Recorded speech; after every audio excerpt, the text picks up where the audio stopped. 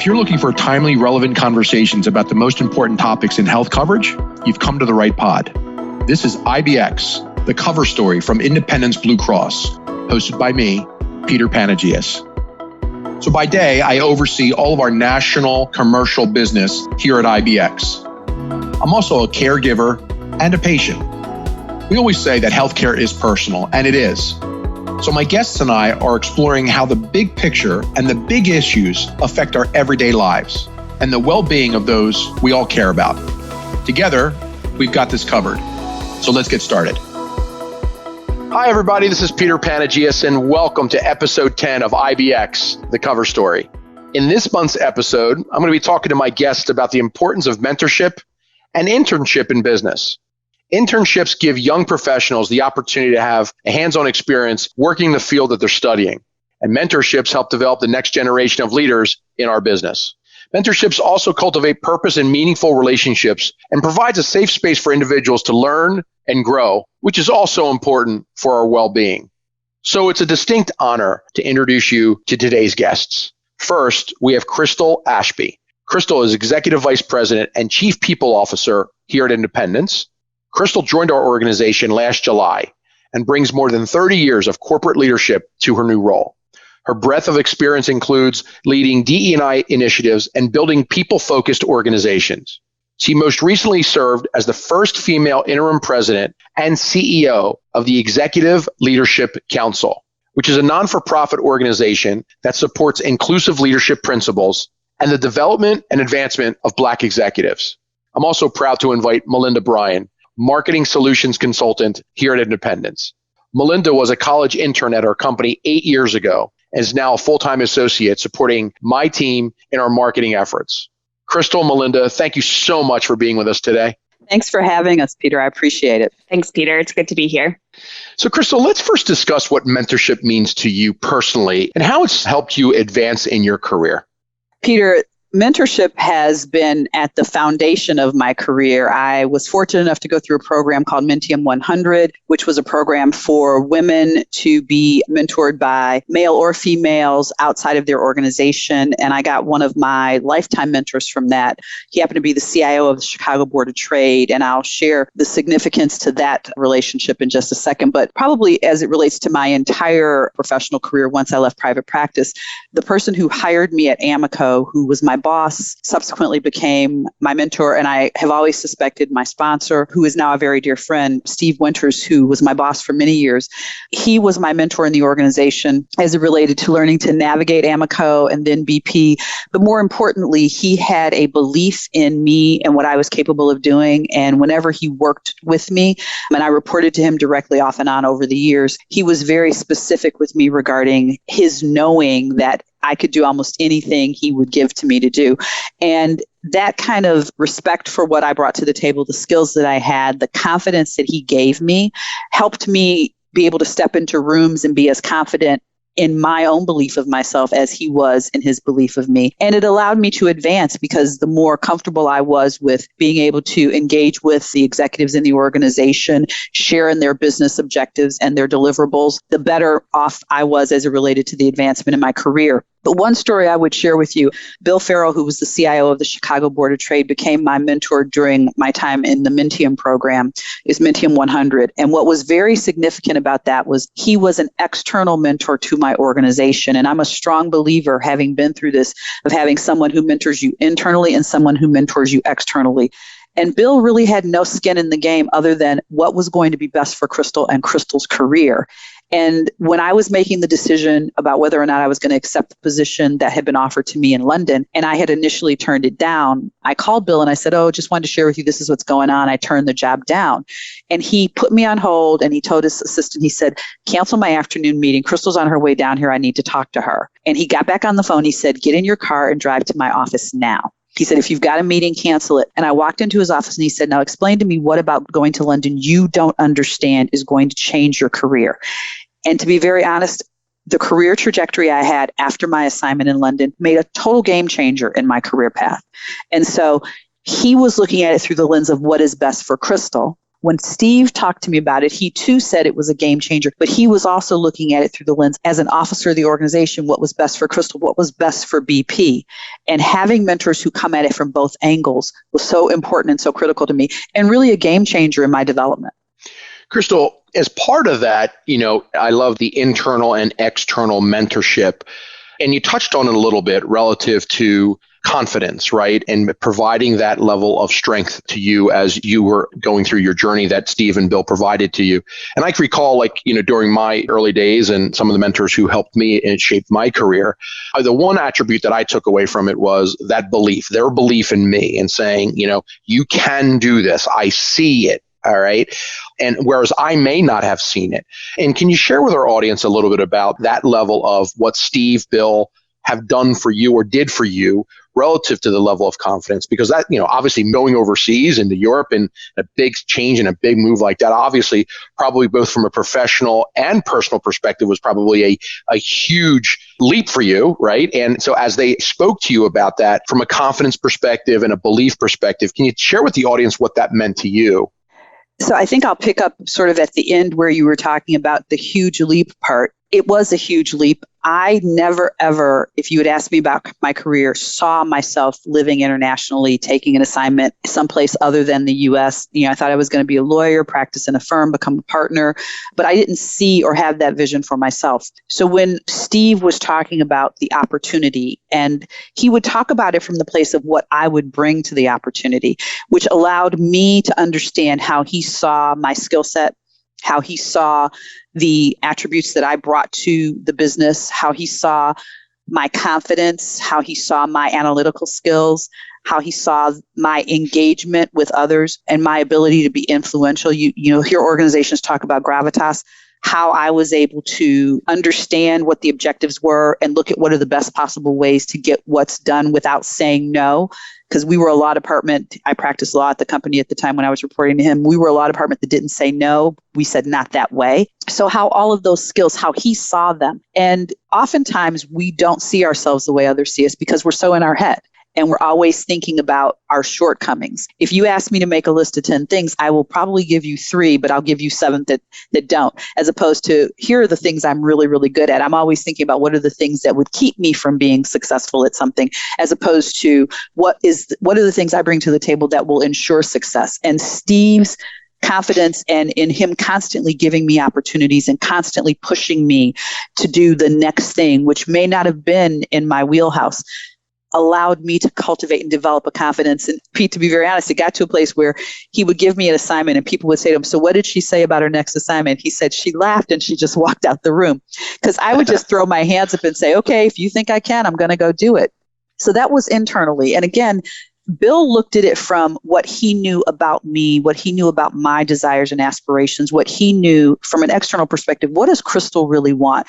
How does Crystal want to make an impact? What does Crystal think she's good at? And what does Crystal, from a developmental standpoint, believe she needs to do to achieve what she wants to achieve? So when those two came together in this moment, in that decision, it was really kind of eye-opening for me because the two perspectives folded in an opportunity that was undeniably something I should have gone to do. I mean, and I will tell anybody, having done it, if you ever have a chance for an international assignment, the answer is yes. You figure out everything else on the back end, but the answer is definitely yes.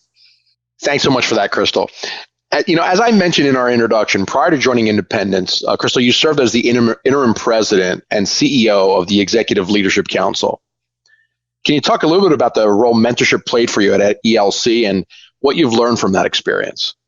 When you think about the nature of the Executive Leadership Council, which is an organization of some 800 plus senior executives, SVPs, EVPs, and C-suite executives and board directors at companies, Fortune 1000, 5,500. When you think about the nature of that group of people, the organization is about their continued success, their advancement, but it's also about how do we ensure and bring the next generation along. The Executive Leadership Council has an institute which is about the learning, and it is a model that creates opportunities for people that are in mid-level management to go through training classes, but also to interact with and engage with these executives, because you sit back and you say, who do I want to be like? Well, there are 800 plus people at ELC for you to engage with, for you to look at, for you to understand their career path. And the ELC looks at it through both lenses. We're looking at who are the people that are already arrived and how do they give back, but also who are the people that are in that pipeline where they should continue to advance and get the opportunities. If you think about, how many Black people have actually held the CEO seats in companies, why isn't the number larger? How many Black women have held, and it is an organization, first and foremost, the membership is Black. How many Black women have held those seats? Ursula Burns, Tasanda Duckett and Roz Brewer last year. Huge excitement about that. So how do we create the opportunities, change the landscape, and how do we build the talent pipeline underneath us to make sure we're pulling them up so that they have those opportunities and we continue this legacy going forward? Within ELC, and I know that we've had a few associates from independents go through that in the past. And I know you mentioned there's, I guess, around 800 members who are part of it. Can you tell us a little bit about ELC and the journey they've been on and the growth that they've experienced from individuals from independents who've gone through it? They've just come back and have raved about it and how impactful it was for them in their professional journey. I think you have to think about the organization. The Executive Leadership Council has been in existence. We just celebrated our 35-year anniversary last year. So it's been in existence for 35 years, but it came together 35 years ago when 19 Black executives, all C-suite executives, but at different companies, came together. And they didn't come together for each other. They came together because one of the HBCUs was in trouble, the historically Black colleges and universities, and they wanted to help that school. And they felt they had the resources that they could reach for that would be of help, which they were, and they did. But in the course of that and the conversations they were having, they realized that they were having some very similar experiences, but they were the only ones in their companies. And so there was no one to talk to about what's the experience that I'm having? How am I going to get through this? Is this about me or is this just something about the company? And so they actually started to bond together. And if you think about it, 19 people versus where the organization has grown to now, which is 800 plus, it was a much smaller, much more intimate setting where you could unpack everything that was going on in your day to day. And it probably started with work, but it led into the personal. And so they not only worked on issues that were work related, but they became friends. And so they formed this organization, and over the years it has grown, and in the last few years it's grown exponentially for the development, because what was the way that they could give back? They had already arrived. What was the way they could give back? They could develop people to come up behind them, because when they looked behind them, they were not seeing themselves. So you fast forward, and as the organization has grown and progressed, and I've been a member since 2012, and as I think you know, our CEO, Greg Devins, is also a member. We've done leadership roles in the organization, so it creates an opportunity. I sat on the board. I did speaking engagements at mid-level managers. I had the opportunity to serve as the vice chair of the board, and then was very fortunate to be the interim president and CEO for a while. But it's also a ground for development in an executive way. Sitting on our board is a learning ground for sitting on corporate boards, because while the ELC is a pure not-for-profit member organization, that board operates just like any other board. So it's a training ground. We have relationships with NACD, which is a training ground for boards. So there are lots of developmental opportunities. We start with mid-level managers. We have programs that are specific for women in corporate America, Black women in corporate America. And it's throughout the trajectory and course of your career. And the beauty is also, it's an organization that is a cradle to grave organization. And by that, I mean you join, you stay, as long as you pay your dues, you're a member, even if you leave the company that you were in or you stop altogether. And that wealth of knowledge with people who stay is something that gets passed down to our members who are younger in their career trajectory. And it's invaluable. Crystal, and it is an amazing story and the growth that the ELC has experienced over the last 35 years. And I would imagine a lot of what you've taken from ELC, you'll bring to us here at Independence. And, knowing the foundation that our internship and mentorship program has established itself, can you talk a little bit about the opportunities at Independence and our approach to many of those programs? And if you had a crystal ball, kind of like, where do you see it going based off of where we are today? So as you know, I'm fairly new to the organization. So these are things that I have learned since I've come in, and we are constantly evaluating and looking at the opportunities to do better, do more, have a greater impact. But one of the things I really love about our program is that it's very intentional and purposeful about what people need when it comes to our mentoring. Our approach is based upon what's an opportunity that you're trying to create? What's something that you need to enhance? How do we help you develop and fix something that you are finding is keeping you from moving into something else that you want to do, or is preventing you from doing the role that you have right now really well? So we monitor the programs along the way to make sure that people are getting exactly what they need. And we actually tweak the approaches if there's some problems there. Fundamentally, we're using our mentoring and internship programs to build the pipeline of talent for key entry roles when it comes to the internship and for developmental opportunities when it comes to mentorship of our associate population. When I joined in trying to understand, I think the program's been in existence. It was implemented about 6 years ago. And we take the opportunity to match the particular expertise of the mentor to what the mentee is looking to gain, or what the mentee is looking to understand, or what the mentee needs to assist them in their development and growth. And it could be something as simple as, I am really struggling at this in my job and I can't figure it out. So we look to help them resolve that, to enhance what they're doing so that it develops them and moves them to the next plateau. And then we go through a feedback process. So we help them through the short term. What I love about it, it's very intentional and purposeful. So there's definitely a reward at the end of a well-done plan. Crystal, as you know, we have an associate with us here today, and Melinda Bryan, who came through our program. And Melinda, thanks so much for being with us today. And, as someone who's gone through our Independence Internship Program a little bit over 8 years ago now, and our Match Mentorship Program, talk to us a little bit about what your experience has been with both. Yes, thanks, Peter. So as you had mentioned, I had joined Independence in 2014 as a college intern. And honestly, one of my most memorable experiences was the first day of the internship program. I think there was about 120 interns that summer that were invited up to the 44th floor of our headquarters in Philadelphia. And the HR team that runs that program gave a very comprehensive overview of the corporate culture at Independence, our mission, vision, values, and what we could expect for the summer. Also, business leaders from different departments came up to introduce themselves, which personally made me feel that the interns at Independence were very valued. For leaders to take time out of their busy days to introduce themselves and educate us a little bit on what their departments do and the role they play at Independence was huge. Also, it was just a great opportunity to meet other interns and get to know one another. Because of that first day, on the second day, there were familiar faces in the hallway, which when starting at a new company was very comforting and was really great to experience. The summer internship program itself is so great. I always joke that I'm a walking, talking billboard for the internship program at Independence. There were professional development courses that were offered on a weekly or a bi-weekly basis, resume writing, interview skills, where you got to practice interviewing with somebody, and really, it created a safe space to receive that constructive criticism that we need as young professionals. There was also a group internship project where we were randomly placed into teams with other interns, and we were presented with an opportunity that the company was actually looking to achieve. And we were put into groups to come up with ideas. We were also given a mentor to bounce those ideas off of. That mentor made connections for us throughout the organization so we could explore those ideas a little bit more, which was really great. And then at the end of the summer, we got to pitch the idea that we had to a panel of judges, which was made up of Independence leadership. And it was a fun project. Unfortunately, my team did not win, but it was a great opportunity to work in a collaborative team environment and to be given something that meant a lot to the business itself.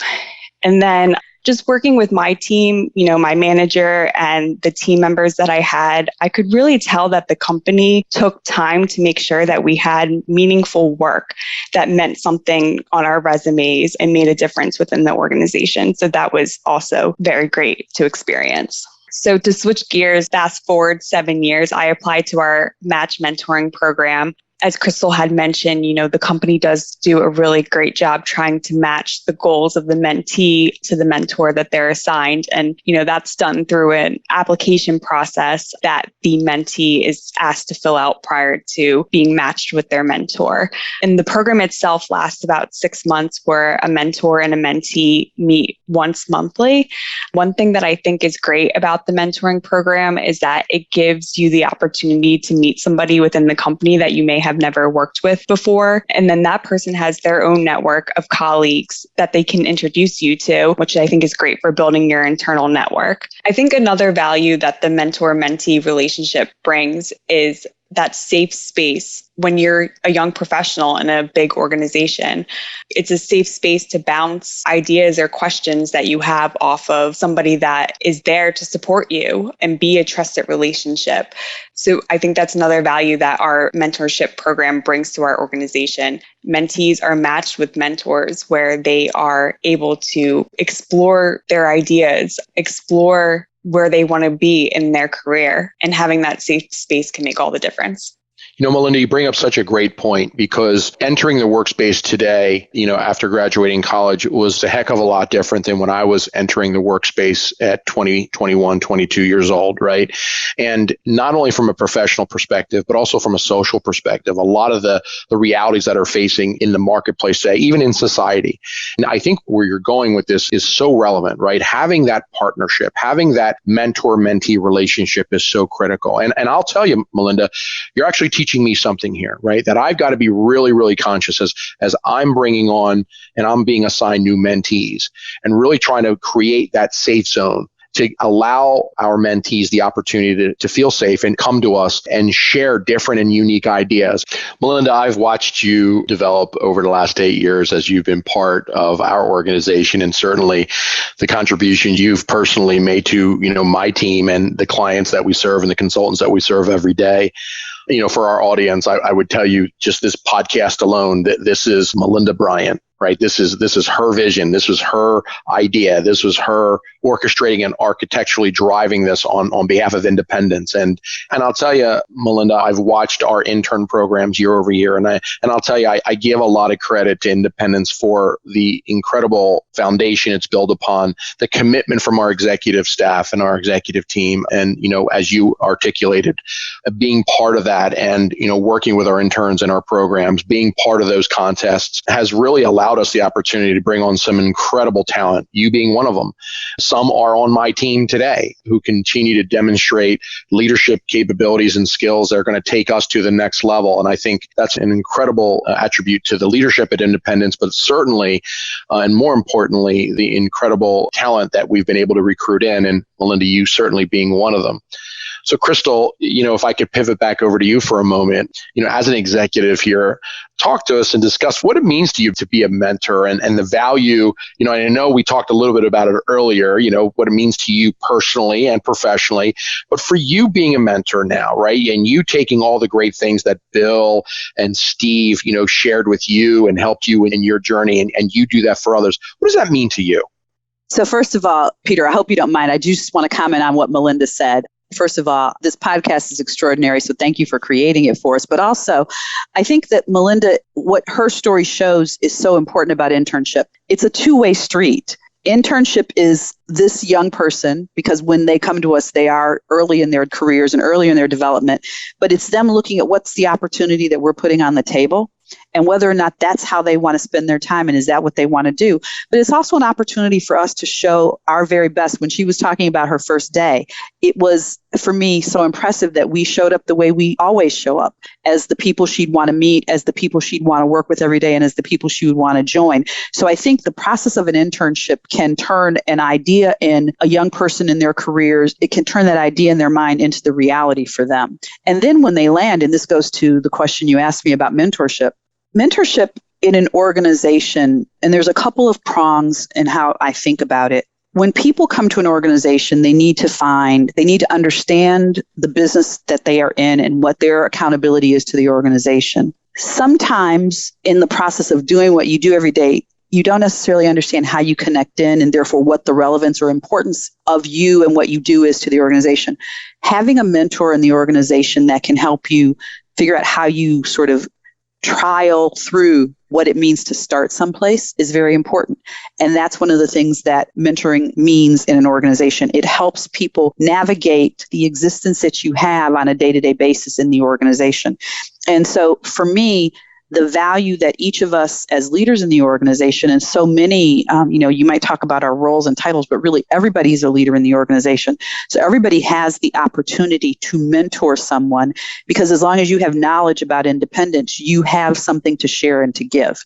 And so I look at it from the perspective that everyone has that opportunity. And I often say to people, the value of mentoring, and there's a twofold.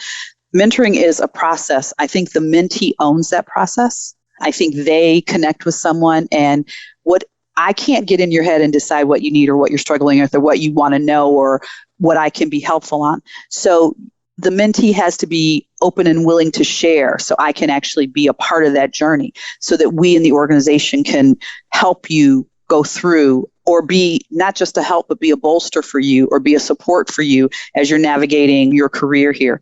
But what I will also say, as executives in organizations, as leaders in organizations, as mentors, the value that comes back is that, to be honest with you, everyone I've ever mentored, I've gotten more out of that relationship than I think they have, because they challenge me to think differently.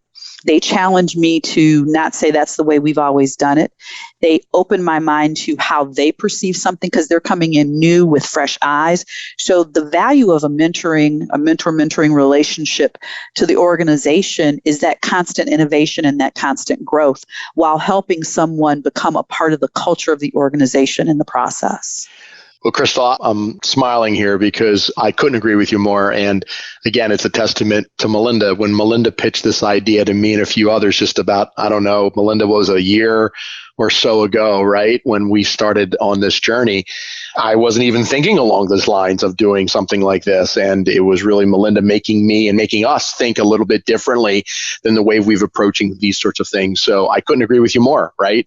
Many, many instances that we as mentors get a heck of a lot more out from our mentees. And Melinda is certainly living proof of that. So Melinda, let me pivot back over to you for a moment. And I think many of our listeners would love to get your advice. If you're going to give a college student who's getting ready to start their internship programs, what advice would you give them?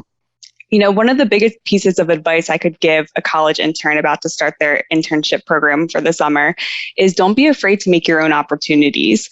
If you find yourself with some free time, ask your manager or your team members if you can join them in a scheduled meeting that they have in their calendars, to either be a note taker or just to be an extra set of ears for listening for deliverables for in that meeting.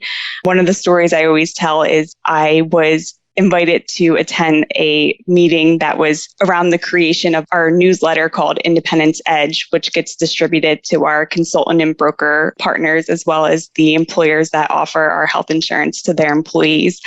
And really my role in that meeting was to take notes and take back what our next steps were and what deliverables we needed to come back to the team with to make that newsletter possible.